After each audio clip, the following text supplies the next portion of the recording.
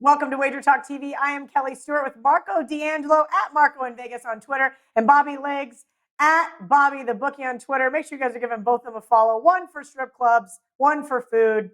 A men after my own heart. What can I say? All right, we're going to talk the Detroit Lions at the Carolina Panthers. Now, due to the quarterback situation, we're seeing this game off the board in a lot of spots, but kind of interesting. The look-ahead line was Carolina -2.5. We have a 1.5 at Circa.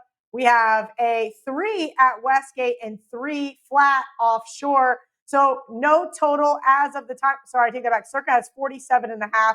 But other than that, there's a lot of really missing numbers here. So keep that in mind when betting this game. We are filming on a Wednesday afternoon. Bobby, I'm going to give you honor since you are a resident Detroit fan. Talk to me about the Lions, what you see from this team, maybe as far as the season as a whole as well. Well, Kelly, you know I love my Lions. You know, you've suffered the Lion heartache before. I had you at Ford Field a couple of years ago.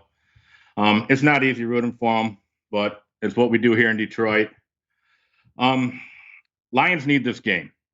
Quinn Patricia's they're known around here.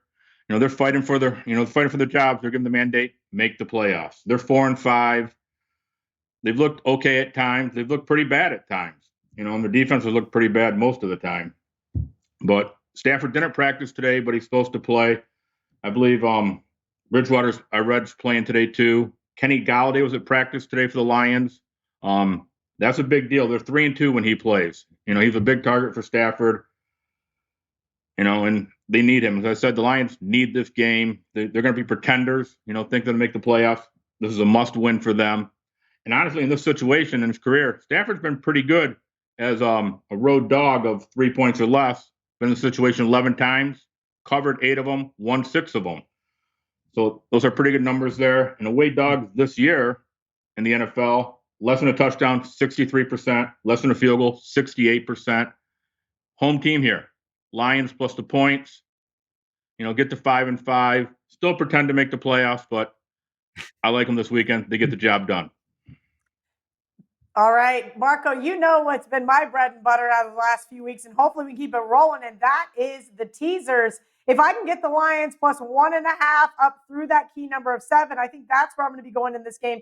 Your thoughts on Lions in a teaser situation, and can they complete a full game here? Hell, that's the thing. And, I feel for Bobby. My condolences. I'm spoiled. I've had the Pittsburgh Steelers as my team. And, it's like I haven't had a losing season and I don't know how long. I've only seen 3 coaches. But Bobby, look at the bright side.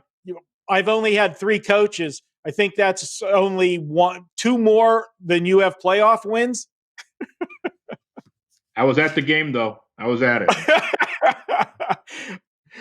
Sorry, Bobby, but you look at this one, and we don't know who the quarterback's going to be for Carolina. If it's Teddy Bridgewater, will he be 100%? If it's P.J. Walker, I'm not concerned. P.J. Walker knows Matt Rule's system. Remember, Rule was at Temple when P.J. Walker was at Temple. And last we saw of P.J. Walker, where was he at? Well, he was in the XFL. They had completed 5 games before the pandemic shut the league down. He was leading the league in passing. His team was 5-0 to start. He had a 15-4 touchdown to interception ratio, threw for over 1,300 yards in 5 games. Granted, it was the XFL, but it was good enough to get him on an NFL roster, and that connection with Rule was one of the reasons. So I'm not concerned about him. And, Bobby, I hate to say it about the Lions, but it's the same problem over and over again. They can't hold leads. Last week, Alex Smith made them look silly in the fourth quarter in that furious rally, and they tied the game. Miraculously, Detroit got the final blow with the field goal at the gun to win it and avoid overtime. If that game goes to overtime with the way the momentum had shifted, Washington probably pulls that out. And, you can't keep making excuses for the Lions. It happens over and over again. We've made a lot of fun about the Chargers this year. Detroit's been almost as bad with the blown leads. So, this one, I look for a lot of points to be scored. We're looking at only one place has a total up, but I don't think it's going to move that much off of that. And I see this game getting into the 50s. I have it 31-28 Carolina, which, Kelly, that answers all the questions. I'm not really sold on Carolina, but I think both teams will score because the defenses are bad. But that also tells you that if you're sitting there with that number 1.5 to 2.5, yeah, taking Detroit on the teaser would look very inviting. So that's something that might make my teaser dance card come later in the week once we see where this one settles.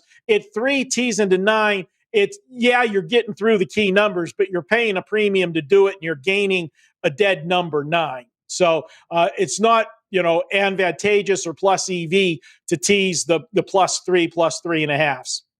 But for Thank you me, for I'm on the clarifying overs, that. my official play. Perfect. All right, guys. I am on the Lions and a teaser as soon as I can get it to pop up in a place I'm actually allowed to bet.